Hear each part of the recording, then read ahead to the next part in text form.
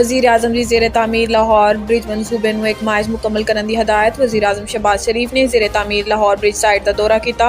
LDA हुकाम ते दीगर अफसरान ने वज़ीर आज़म नूं ब्रीफिंग दी। इस मौके पर निगरान वज़ीर आला पंजाब मोहसिन नकवी, चीफ सैक्रटरी समेत दीगर मुतलका हुकाम भी मौजूद सन। वज़ीर आज़म ने मुतलका हुकाम नूं प्रोजेक्ट नूं 2.5 दी बजाय 1 माह मुकम्मल करने की हदायत कर दी। चीफ इंजीनियर LDA इसरार सईद ने वज़ीर आज़म नूं मनसूबे ते ब्रीफिंग देंदे होए कहा है कि ओवरहेड ब्रिज की लंबाई 540 मीटर ते चौड़ाई 11.1 मीटर है।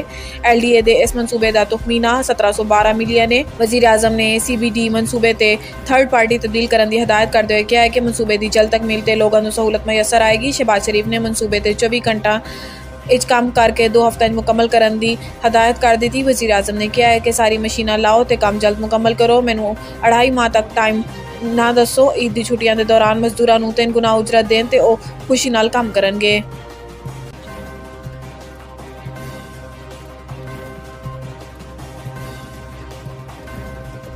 विफाकी वज़ीर की हादसे मौत वाक़े का मुकदमा ड्राइवर के खिलाफ दर्ज। थाना सैक्रटरेट पुलिस ने रहनुमा JUI हाजी कुदरतुल्ला की मुदय्यत मुकदमा नंबर 117/23 दर्ज कर लिया। मुकदमा ज़ेरे दफ़ा 427 279 322 TP के तहत दर्ज किया गया। वज़ीर मजहबी अमूर मौलाना अब्दुल शकूर मेरे घर वाक़या मकान number 575 D street 25 sector G62H मेरे घर अफ्तारी ते आए हुए सी। अफ्तारी तो बाद 8:22 ते मौलाना मेरे घर तो वापस पार्लीमेंट लॉजिस नंबर 7 ਲਈ रवाना हुए सी। मौलाना अपनी सरकारी गड्डी GAK 550 करोला ग्रैंडी खुद चला के रवाना हुए, लेकिन टोयोटा हाईलक्स गाड़ी नंबर ARY 070 ने मौलाना की गाड़ी टक्कर मार दी। हाईलक्स की ड्राइवर ने गफलत लापरवाही ते तेज रफ्तारी नाल मौलाना की गाड़ी टक्कर मारी, जिंदे मौलाना अब्दुल शकूर मौके ते ही जाम बहक हो गए। वाक़या इंतहाई हसास नोयत है, जिसके हर पहलू को मद्देनजर रखते हुए तहकीकात की जाएगियां। वज़ीर साहब की गड्डी मुकम्मल तौर पर तबाह हो गई है। SHO सैक्रटरेट नदीम ताहिर के मुताबिक पुलिस ने मुकदमा दर्ज करके तफ्तीश शुरू कर दी है। मामले की हर जाविये नाल तहकीकात की जाएगियां।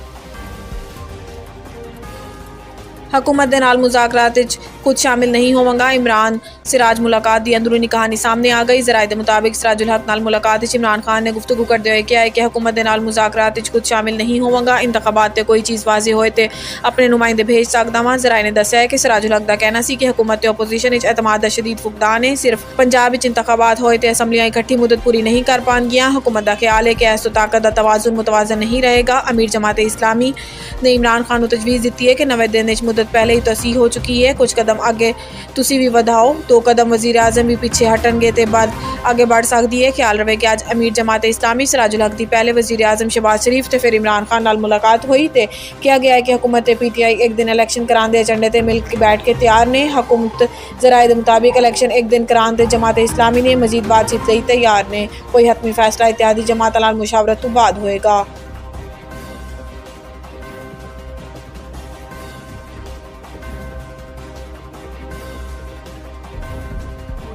जनूबी वज़ीरिस्तान की सिक्योरिटी फोर्सेस की कार्रवाई, 8 दहशतगर्द हलाक, 2 जवान शहीद। पाक फौज के शोबे ताल्लुकात आमा के मुताबिक जनूबी वज़ीरिस्तान के इलाके ज़रमीलान सिक्योरिटी फोर्सेस ने खुफिया इतलात ते ऑपरेशन किया। ISPR ने दस्सिया है कि सिक्योरिटी फोर्सेस ते दहशतगर्दों के दरमियान फायरिंग के तबादले 8 दहशतगर्द मारे गए, जबकि दहशतगर्दों नाल मुकाबले के दौरान पाक फौज के 2 जवान भी शहीद हुए। ISPR का कहना है कि लॉन्स नाइक शुएब अली ते सिपाही रफ़ीउल्लाह ने बहादुरी नाल लड़ते हुए जाम शहादत नोश किया। शहीद लॉन्स नाइक शुएब अली का ताल्लुक पारा चनार, सिपाही रफ़ीउल्लाह का ताल्लुक लकी मरवत तो है। ISPR के मुताबिक मुमकिन दहशतगर्दों के खात्मे लई इलाके क्लीयरेंस ऑपरेशन जारी है। ISPR का कहना है कि सिक्योरिटी फोर्सेस दहशतगर्दी की लानत के खात्मे लई पुरअज़म है।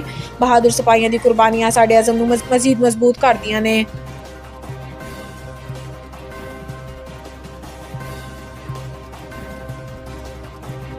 हुकूमत का पेट्रोल की कीमत 10 रुपये फी लीटर इजाफे का ऐलान। प्रेस कॉन्फ्रेंस करते हुए वज़ीर खजाना इसहाक डार ने कहा है कि पेट्रोल की कीमत 10 रुपये फी लीटर इजाफा किया जा रहा है, जिस तो बाद फी लीटर कीमत 272 रुपये तो बढ़ के 282 रुपये हो गई है। इन्होंने कहा है कि मिट्टी के तेल की कीमत 5 रुपये 78 पैसे फी लीटर इजाफा किया गया, जिस तो बाद नई कीमत 186 रुपये 7 पैसे फी लीटर हो गई। वज़ीर खजाना का कहना है कि हाई स्पीड ते लाइट डीजल की कीमत बगैर किसी रद्दोबदल के बरकरार ने। वजारत खजाना ने पेट्रोलियम मसनूआत की कीमतों रद्दोबदल का नोटिफिकेशन भी जारी कर दिता।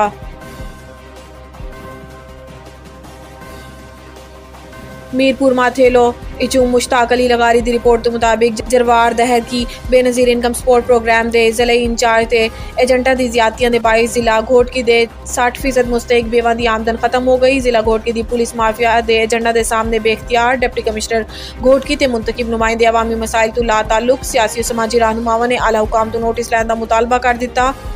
ज़राए तो मसूल होने वाली इतलात के मुताबिक मीरपुर खास मथेलो डरकी और बाड़ी समेत जिला घोटकी दी हज़ारों बेवा ते मुस्तैक खवातीन बेनज़ीर इनकम सपोर्ट प्रोग्राम दे जिले इंचार्ज दी नाअहली ते लापरवाही दे बाइस बेघर हो चुकियां ने।